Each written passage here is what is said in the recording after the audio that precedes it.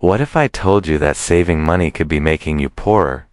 That the advice everyone repeats, save, save, save, could be exactly the trap that keeps entire families hungry? How many times have you heard that security means collecting coins while your plate remains empty, while fatigue increases and hope diminishes? What happens when you sacrifice today for a tomorrow that never comes?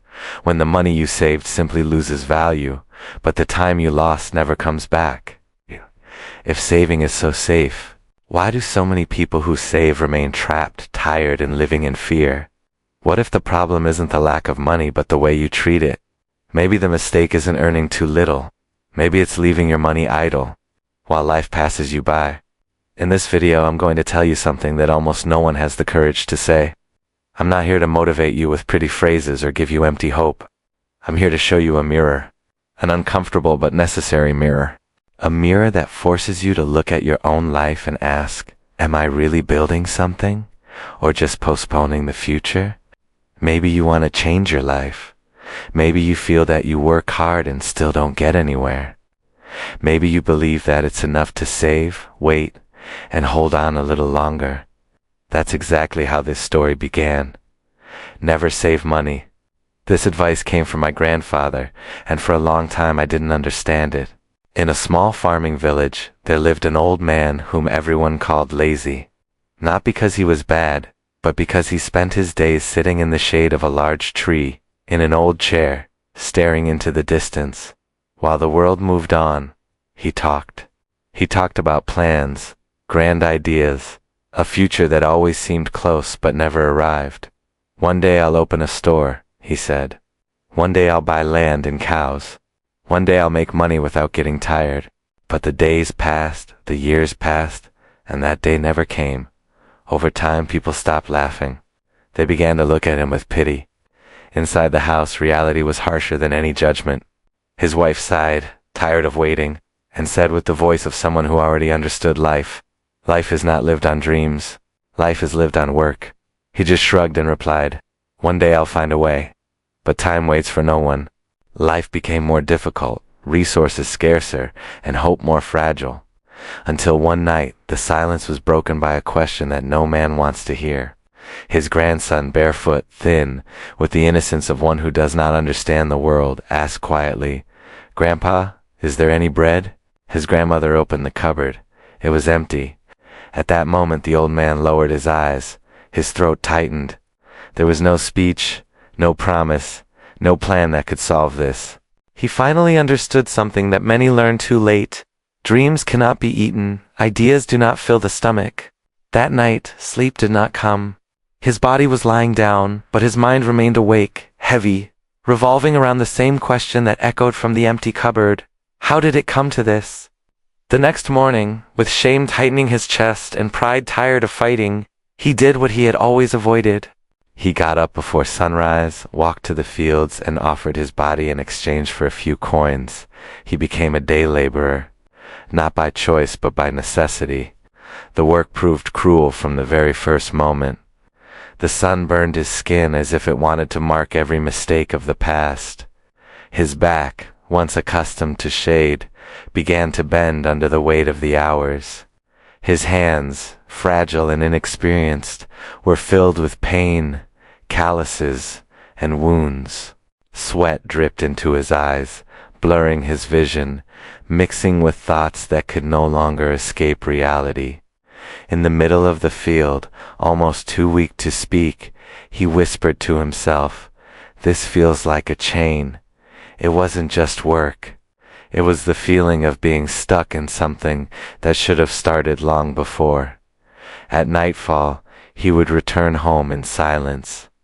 He had no energy to talk, nor the courage to explain. Exhaustion spoke louder. His grandmother would put beans and 2 tortillas on the table, never more than that. It was enough not to die, but never enough to live with dignity. The boy would approach him, hug him with the innocence of someone who still believes in tomorrow, and ask, "What did they give you today, Grandpa?" The old man would look at the crumpled paycheck in his hands and reply with a mixture of resignation and relief, "It's not much, but it's something," except that something disappeared quickly. Death took a part, medicine took another, food took the rest.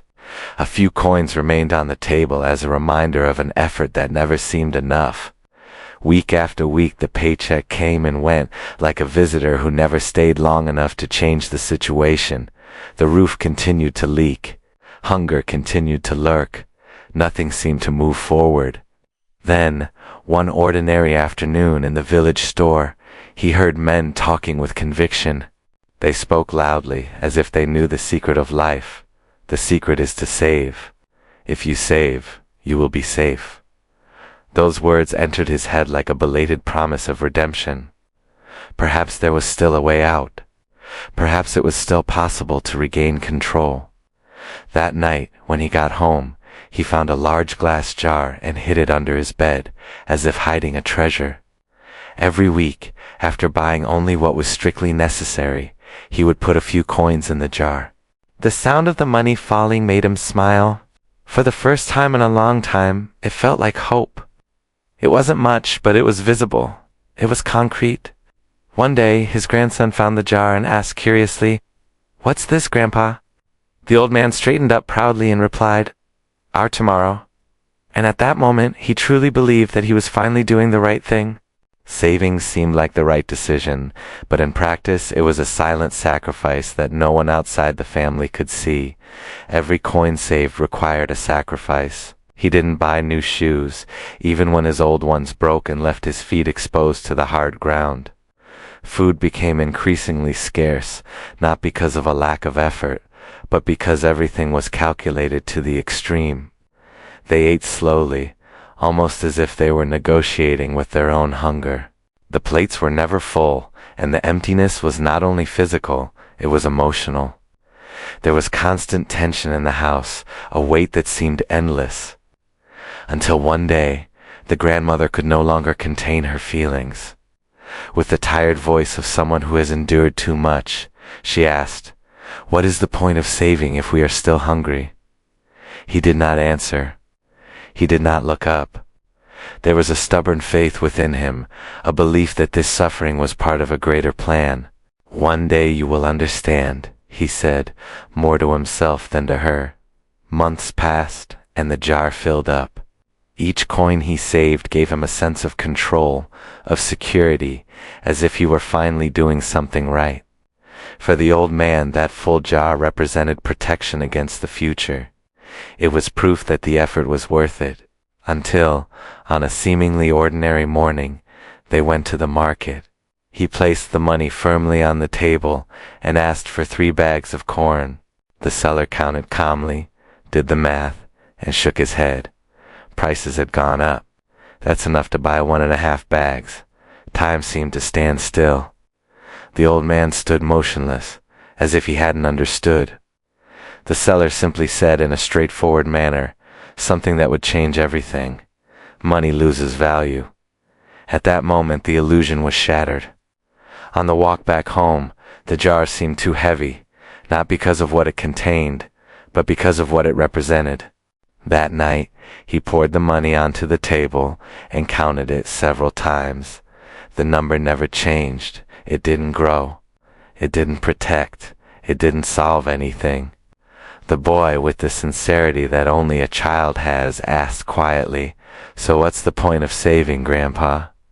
And for the first time the old man had no answer.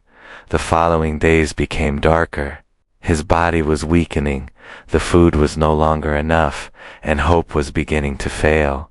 There were moments when he felt that there was no way out, that he had come too late to understand life. Until, one morning, sitting on the porch, he watched his neighbors pass by. One carried eggs, another carried bottles of milk. They walked calmly, without haste, without fear. They did not seem distressed because tomorrow did not depend only on saved coins. It depended on something alive, productive. It was then that a memory came back to his mind, an old idea that he himself had ignored. What if we buy chickens? For the first time he did not dismiss the thought. This time he listened. He took the last money he had, what was left after so many sacrifices, and bought some skinny chickens. When he released them in the yard, the boy laughed and ran after them, as if life had finally regained its color. "Now we have an egg factory," said the old man, half joking, half believing. In the beginning, there were only 1 or 2 eggs a day. They ate some and sold others. With the money from the sales, they bought another chicken. The old man began to write everything down in a small notebook. Every egg counted. Every step had value. Before long, the yard was full of noise, movement, life. His neighbors began to show up to buy eggs. For the first time, the work seemed fair, rewarding. One afternoon, the old man held an egg in his hand and said something to the boy that he would never forget. "This is worth more than a pot of money. It feeds us. It grows. It doesn't lose its value." The boy hugged him and said, with a sincere smile, that he was no longer lazy. The old man smiled with tears in his eyes.